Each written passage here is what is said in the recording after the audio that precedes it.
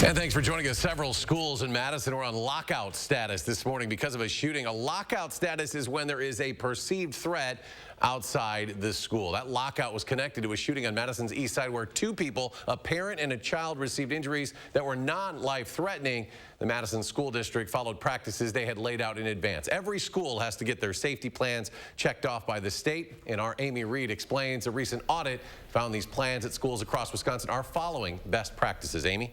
This audit looked at the $100 million given to schools as part of the school safety grants passed after the Parkland shooting. Using this money, schools were able to make crucial changes that make big differences on days like today.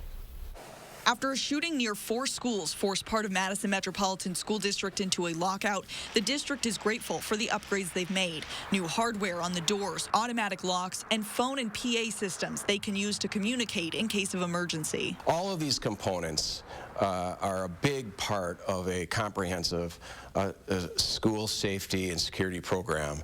And whether it be capital improvements, mental health, training, education, all of it comes together and to be able to respond like we did today. Madison schools got one of more than 1,000 grants from the state of Wisconsin to update security and safety. In total, they received about $2.4 million of the $100 million handed out.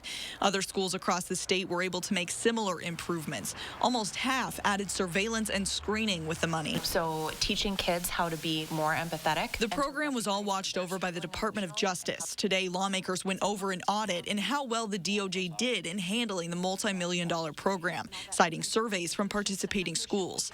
Those surveys showed most schools had best practices for safety plans, including posted evacuation routes, developed warning systems, and trained employees, meaning the DOJ did well.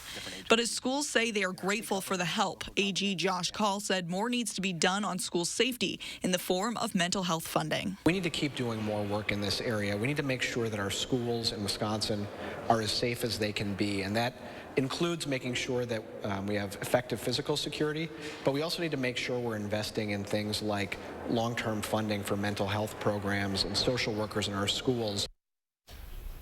Madison Metropolitan School District has made and will continue to make other security upgrades. They say a big part of that will come from a potential referendum that the board will vote on near the end of the school year.